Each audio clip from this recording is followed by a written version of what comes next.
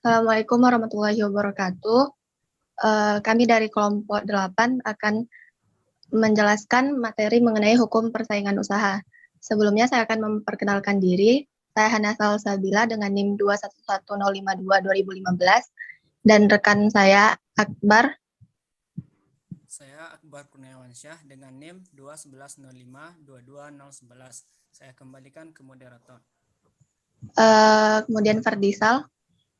Perkenalkan, saya Fardisal dengan NIM 21105220012. Saya kembalikan ke moderator. Lanjut. Baiklah, kelompok kami akan menjelaskan mengenai hukum persaingan usaha.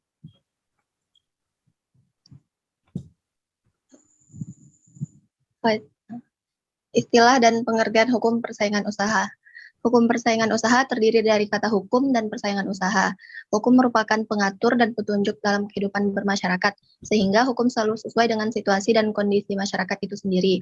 Sedangkan persaingan usaha adalah kondisi di mana terdapat dua pihak atau lebih berusaha untuk saling mengungguli dalam mencapai tujuan yang sama dalam suatu usaha tertentu. Pengertian dari hukum persaingan usaha adalah hukum yang mengatur tentang interaksi atau hubungan perusahaan atau pelaku usaha di pasar. Sementara tingkah laku perusahaan ketika berinteraksi dilandasi atas motif-motif ekonomi.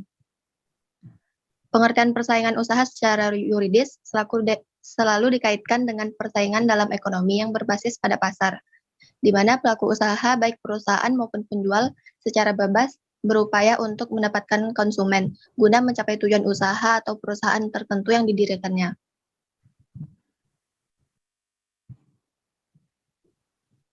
Pengaturan hukum persaingan usaha itu pertama terdapat pada pasal 33 ayat 1 Undang-Undang Dasar 1945 yang berbunyi, perekonomian disusun sebagai usaha bersama berdasarkan atas asas kekeluargaan.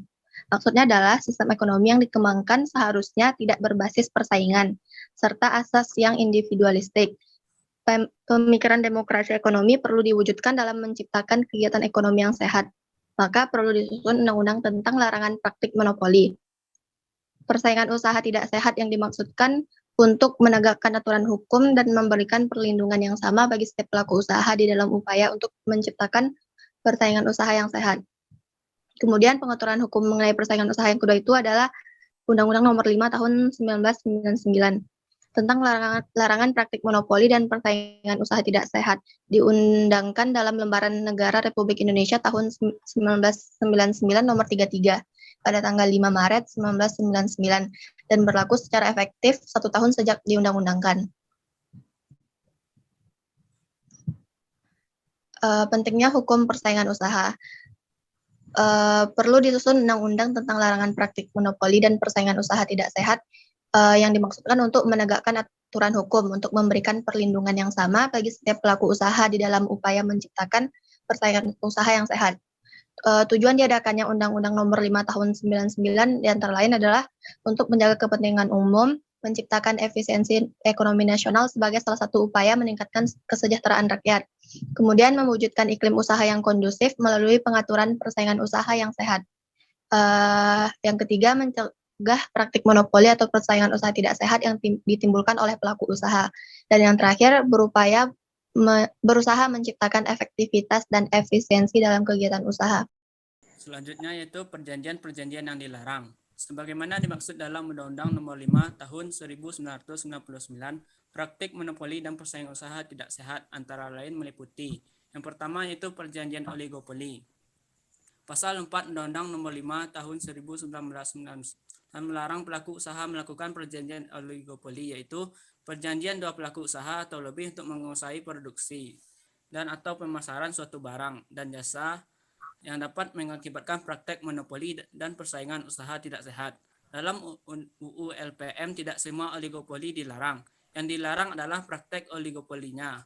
Pasal 4 ayat 2 menyatakan pelaku usaha patut diduga atau dianggap secara bersama-sama melakukan pengusahaan produksi atau pemasaran barang atau jasa sebagaimana dimaksud ayat 1. Apabila 2 atau 3 pelaku usaha atau kelompok pelaku usaha menguasai lebih dari 75%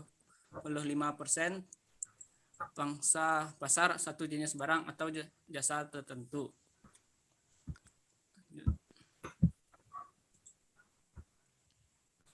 Yang kedua, perjanjian penetapan harga.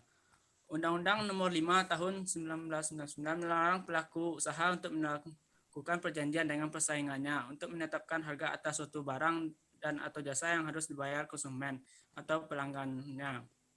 Dan pasal 5 sampai dengan pasal 8 UU LPM, ketentuan sebagaimana dimaksud dalam ayat 1 UU LPM tidak berlaku bagi.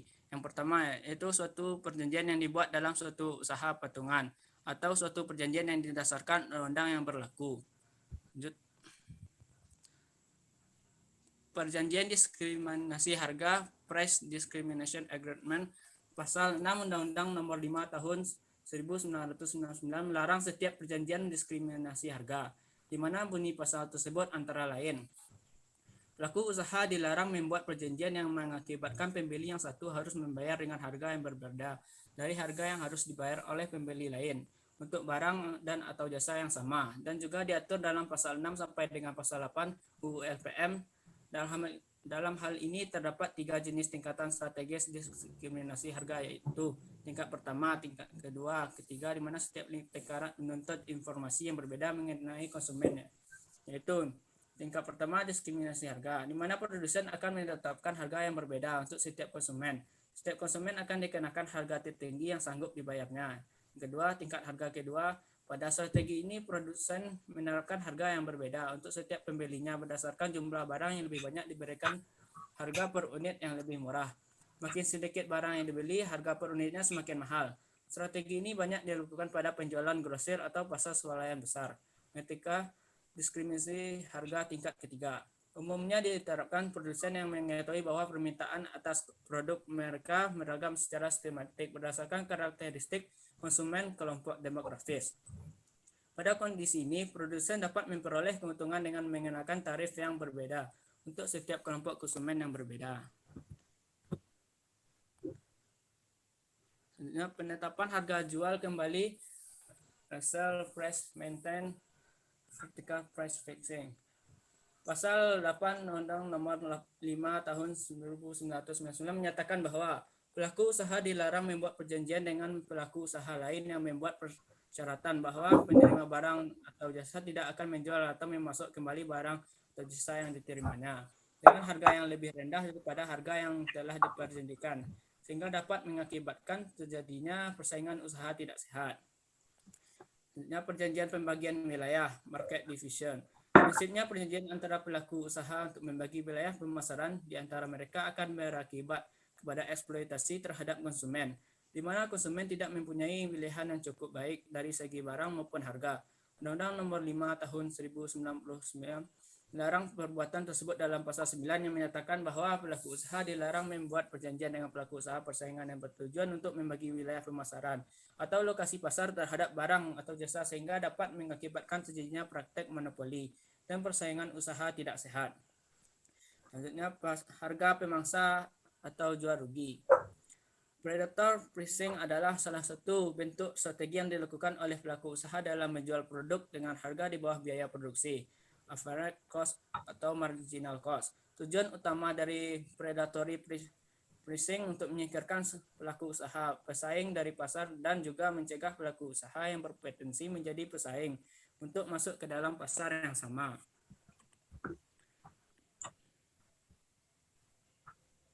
Yang ketiga itu pemboikotan.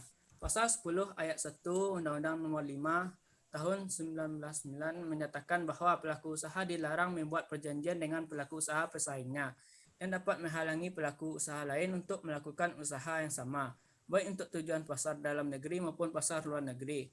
Dan dalam pasal 10 ayat 2 menyatakan bahwa pelaku usaha dilarang membuat perjanjian dengan pelaku usaha pesaingnya untuk menolak menjual setiap barang atau jasa dari pelaku usaha lain, sehingga membuat perbuatan tersebut merugikan pelaku usaha lain dan membatasi pelaku usaha lain dalam menjual atau membeli setiap barang atau jasa dari pasar bersangkutan. Yang keempat itu kartel. Perjanjian kartel adalah pengaturan produksi atau pemasaran suatu barang atau jasa untuk mempengaruhi harga. Pasal 11 Undang-Undang Nomor 5 Tahun 1999 menyatakan bahwa pelaku usaha dilarang membuat perjanjian dengan pelaku usaha pesaingnya yang bermaksud untuk mempengaruhi harga dengan cara mengatur produksi atau pemasaran suatu barang atau jasa yang dapat mengakibatkan terjadinya praktik monopoli dan persaingan usaha tidak sehat. Kelima, trust. Pasal 12 Undang-Undang Nomor 5 Tahun 1999 menyatakan bahwa perjanjian dua pelaku usaha atau lebih untuk membentukkan gabungan perusahaan dengan tetap mempertahankan kelangsungan perusahaan masing-masing dengan tujuan untuk mengontrol produksi atau pemasaran sehingga dapat mengakibatkan praktek monopoli dan persaingan usaha tidak sehat. Ciri-ciri dan karakteristik trust yang dikemukakan oleh Maurizio Lupo ada 5, yaitu yang pertama, adanya penyerahan suatu benda kepada trustee atau suatu pernyataan trust. Yang kedua, adanya pemisahan kepemilikan benda tersebut dengan harta kekayaan milik trustee yang lain.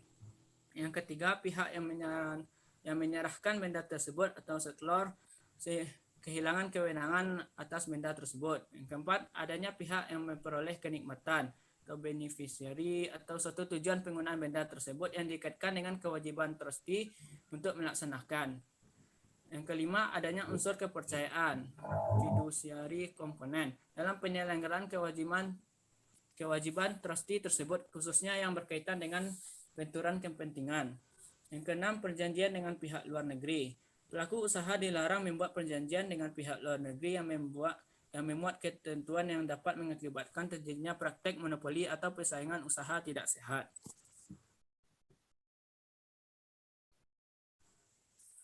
Yang ketujuh, oligopsoni. Pasal 13 ayat 1 Undang-Undang Nomor 5 Tahun 1999 menyatakan bahwa perjanjian dua pelaku usaha atau lebih untuk menguasai pasokan agar dapat mengendalikan harga yang dapat mengakibatkan praktek monopoli dan persaingan usaha tidak sehat, sebagaimana dimaksud dalam ayat 1. Apabila 2 atau 3 pelaku usaha atau kelompok pelaku usaha menguasai lebih dari 75% pangsa pasar satu jenis barang atau jasa tertentu. Perjanjian ini adalah kebalikan oligopoli yang terjadi di tingkat penjualan. Yang ke-8, integrasi vertikal. Perjanjian integrasi vertikal adalah perjanjian dua pelaku usaha atau lebih untuk menguasai rangkaian produksi berkelanjutan yang dapat mengakibatkan persaingan usaha tidak sehat dan merugikan masyarakat. Argumentasi pembenaran dari tindakan melakukan integrasi vertikal adalah alasan mencapai efisiensi yang sebenarnya disarankan oleh UU LPM. Suatu perusahaan ketika menghadapi persaingan, kemudian melakukan transfer pricing ataupun kecurangan biaya produksi dalam invoice atau kwitansi mereka. Transfer pricing adalah saat pelaku usaha memberikan harga yang lebih rendah kepada perusahaan yang terintegrasi di atas atau di bawahnya dengan tujuan membuat biaya produksi lebih rendah sehingga akan mengakibatkan harga jual yang lebih rendah dibandingkan pesaingnya karena biaya produksi yang relatif lebih rendah. Tujuannya adalah menekan biaya yang terjadi di level terbawah yang akan menjadi relatif lebih rendah dibandingkan dengan biaya produksi yang tidak berasal dari proses integrasi vertikal. Yang ke-9, perjanjian tertutup. Perjanjian tertutup adalah perjanjian dua pelaku usaha atau lebih yang beri syarat bahwa penerima pasokan hanya akan memasok atau tidak akan memasok produk tersebut kepada pelaku usaha lain. Harus bersedia membeli produk lainnya dari pemasok atau mengenai harga atau potongan harga yang akan diterima bila bersedia membeli produk lain atau tidak membeli produknya sama dari pelaku usaha lain. Bentuk perjanjian tertutup yang dilarang UU LPM dapat diklasifikasikan sebagai berikut. A. Penerima produk hanya memasok kembali produk tersebut kepada pihak yang ditentukan saja. Yang kedua, itu penerimaan produk tidak akan memasok kembali produk tersebut kepada pihak yang ditentukan. Yang ketiga, penerima produk hanya akan memasok kembali produk tersebut pada tempat yang ditentukan saja. Yang keempat, penerima produk tidak harus bersedia membeli produk lain dari pelaku pemasok tersebut. Yang kelima, penerima produk diberikan potongan harga murah atau di bawah rata-rata jika bersedia membeli produk lain dari pelaku pemasok yang ditentukan. Yang terakhir, penerima produk diberikan potongan harga jika tidak membeli produk dari pelaku pesaing. Agar dapat disebut sebagai perjanjian tertutup yang dilarang oleh UU LPM harus memenuhi unsur-unsur sebagai berikut. Yang pertama, adanya suatu perjanjian. Yang kedua, perjanjian tersebut dibuat oleh atau bersama dengan pelaku usaha lain. Yang ketiga, perjanjian tersebut telah memenuhi salah satu unsur yang disebutkan sebelumnya dalam klasifikasi perjanjian tertutup.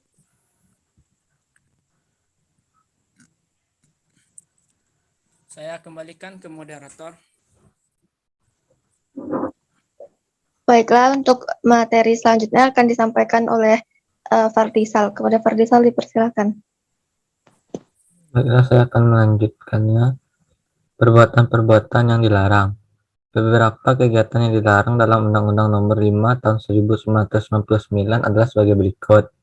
Yang pertama, monopoli. Undang-Undang Nomor 5 Tahun 1999 Pasal 17 menyebutkan bahwa pelaku usaha dilarang melakukan penguasaan atas produksi dan atau pemasaran barang dan atau jasa yang dapat mengakibatkan terjadinya praktik monopoli dan atau persaingan usaha tidak sehat. Pelaku usaha patut diduga atau dianggap melakukan penguasaan atas produksi dan atau pemasaran barang dan atau jasa sebagaimana dimaksud dalam ayat 1 apabila pertama, barang atau jasa yang bersangkutan belum ada substitusinya. Yang kedua, mengakibatkan pelaku usaha lain tidak dapat masuk ke dalam persaingan usaha barang atau jasa yang sama. Yang ketiga, satu pelaku usaha atau satu kelompok pelaku usaha menguasai lebih dari 50% pangsa pasar atau jenis barang atau jasa tertentu. Yang kedua, monopsoni. Pasal 18 Undang-Undang Nomor 5 Tahun 1999 menyebutkan bahwa pelaku usaha dilarang menguasai penerimaan pasokan atau menjadi pembeli tunggal atas barang atau jasa dalam pasar yang bersangkutan, yang dapat mengakibatkan terjadinya praktik monopoli atau persaingan usaha tidak sehat. Pelaku usaha patut diduga atau dianggap menguasai penerimaan pasokan atau pembeli tunggal sebagaimana dimaksud dalam ayat 1 apabila suatu pelaku usaha atau kelompok menguasai lebih dari 50% pangsa pasar atau satu jenis barang jasa tertentu. Secara teoritis, monopsoni dapat tumbuh secara alamiah karena kondisi geografis suatu wilayah produksi yang terpencil, terasing, atau bisa juga terpencar. Tetapi di Indonesia, monopsoni terjadi karena pengaruh kebijakan pemerintah. Contohnya yaitu BPPC yang pernah bertindak sebagai pembeli tunggal atas seluruh produk yang dihasilkan seluruh petani di tanah air. Selain itu juga bertindak sebagai penjual tunggal produk itu kepada para penguasa rokok yang bertindak sebagai pembeli. Tindakan BPPC seperti ini jelas menimbulkan praktek monopsoni. Yang ketiga, penguasaan pasar. Penguasaan pasar adalah dilarang melakukan satu atau beberapa kegiatan sendiri atau bersama yang dapat mengakibatkan praktek monopoli dan persaingan usaha yang tidak sehat, berupa menghalangi pelaku usaha lain untuk melakukan usaha yang sama atau menghalangi konsumen untuk bertransaksi dengan pelaku usaha tertentu, atau membatasi peredaran dan penjualan produk, atau melakukan diskriminasi pasal 19, melakukan jual rugi atau menyingkirkan pesaing pasal 20, dengan curang menetapkan biaya produksi dan biaya lainnya pasal 21. Yang keempat, persekongkolan. Kegiatan dalam rangka memenangkan suatu persaingan usaha secara tidak sehat dalam bentuk persekongkolan dengan pihak lain untuk mengatur dan menentukan tender kolusif pasal 22. Persekongkol mendapatkan rahasia perusahaan pesaing pasal 23. Bersekongkol untuk menghambat produksi dan atau pemasaran pesaing pasal 24. Posisi dominan. Posisi dominan adalah keadaan di mana pelaku usaha tidak mempunyai pesaing yang berarti di pasar bersangkutan dalam kaitan dengan pangsa pasar yang dikuasai atau pelaku usaha mempunyai posisi tertinggi di antara pesaingnya di pasar bersangkutan dalam kaitan dengan kemampuan keuangan, kemampuan akses pada pasokan atau penjualan, serta kemampuan untuk menyesuaikan pasokan atau permintaan barang. Undang-undang tidak hanya melarang pelaku usaha tertentu untuk melakukan perjanjian atau kegiatan usaha tertentu, melainkan juga melarang pihak-pihak tertentu yang memiliki posisi dominan, baik secara langsung maupun tidak langsung, untuk menetapkan syarat-syarat perdagangan tertentu yang bertujuan untuk mencegah atau menghalangi konsumen memperoleh barang atau jasa yang bersaing, baik dari segi harga maupun kualitas. Yang kedua, membatasi pasar perkembangan teknologi dan produk yang dihasilkan. Yang ketiga, menghambat pelaku usaha lain yang berpotensi menjadi pesaing untuk memasuki pasar yang bersangkutan atau jasa tertentu.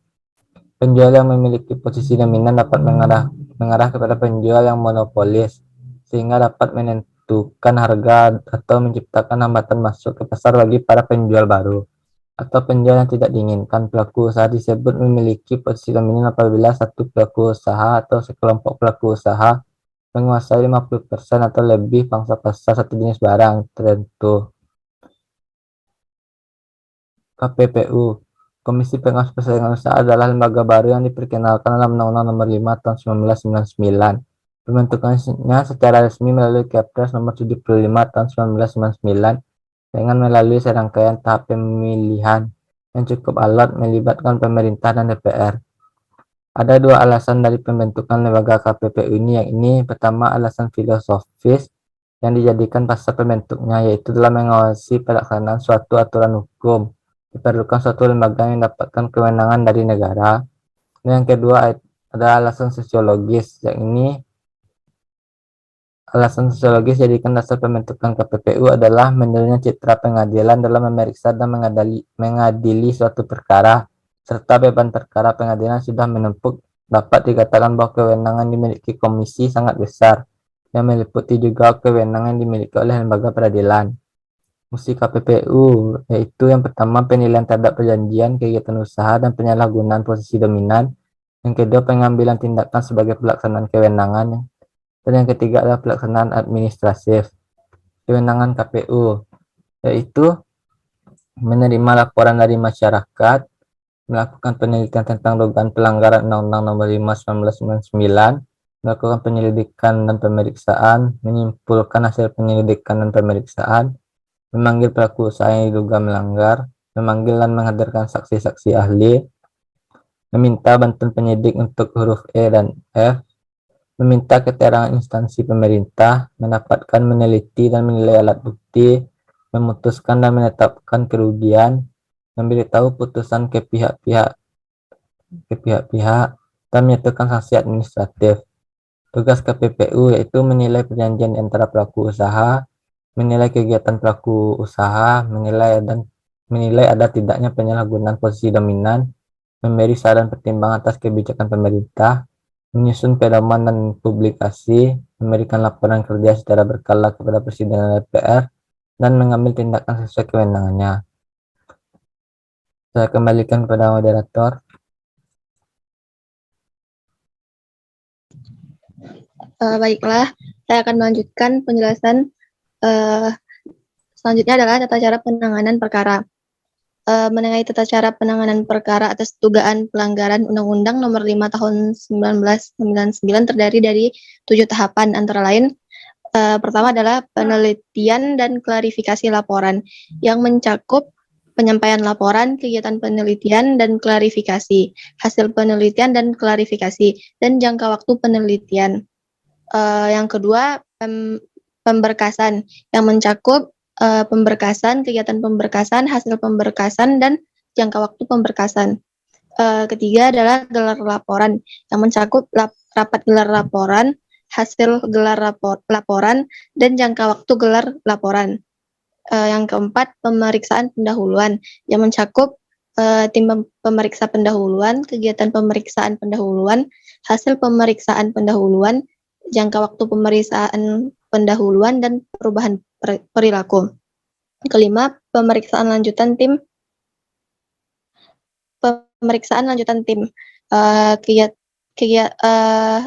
Yang mencakup kegiatan pemeriksaan lanjutan, hasil pemeriksaan lanjutan, dan jangka waktu pemeriksaan lanjutan. Yang keenam, sidang majelis komisi yang mencakup majelis komisi, sidang majelis komisi, dan putusan komisi. Yang ketujuh, pelaksanaan putusan yang mencakup penyampaian petikan putusan, monitoring pelaksanaan putusan. Selanjutnya, sanksi dalam Undang-Undang Nomor 5 Tahun 1999 juga mengatur tentang saksi. Ada 3 jenis saksi yang diintroduksi dalam undang-undang ini, yaitu pertama tindakan administratif, kedua pidana pokok, yang ketiga pidana tambahan. Yang berwenang dalam memberikan saksi tindakan administratif hanya lembaga KPPU, sementara pidana pokok dan pidana tambahan dijatuhkan oleh lembaga lain. Dalam hal ini adalah peradilan. Sanksi tingkat administratif. Yang dimaksud dengan tingkat administratif adalah pertama, penetapan pembatalan perjanjian, kedua, perintah untuk menghentikan integrasi vertikal, ketiga, perintah untuk menghentikan kegiatan yang terbukti menyebabkan praktek monopoli dan anti persaingan atau merugikan masyarakat. Keempat, perintah untuk menghentikan penyalahgunaan posisi dominan.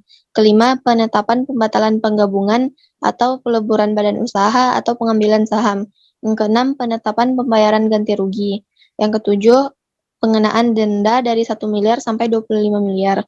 Sekalipun yang hanya berwenang menyatukan sanksi administratif, kewenangan KPPU itu bersinggungan dengan semua pasal dalam Undang-Undang Nomor 5 Tahun 1999. Artinya, semua pelanggaran terhadap Undang-Undang Nomor 5 Tahun 1999 dapat dijatuhkan sanksi tindakan administratif. Sanksi pidana pokok dibagi menjadi 3. Pertama, pidana pokok 1, dendanya 25 miliar sampai 100 miliar dan kurungan pengganti denda selama 6 bulan. Kedua, pidana pokok 2, denda 5 miliar sampai 25 miliar dan atau kurungan pengganti denda selama 5 bulan. Yang ketiga, pidana pokok 3, dendanya 1 miliar sampai 5 miliar atau kurungan pengganti denda selama 3 bulan. Sanksi pidana tambahan yang pertama itu pencabutan izin usaha, kedua, larangan menduduki jabatan direksi atau komisaris dari 2 tahun sampai 5 tahun, ketiga, penghentian kegiatan atau tindakan tertentu yang menyebabkan timbulnya kerugian pihak lain.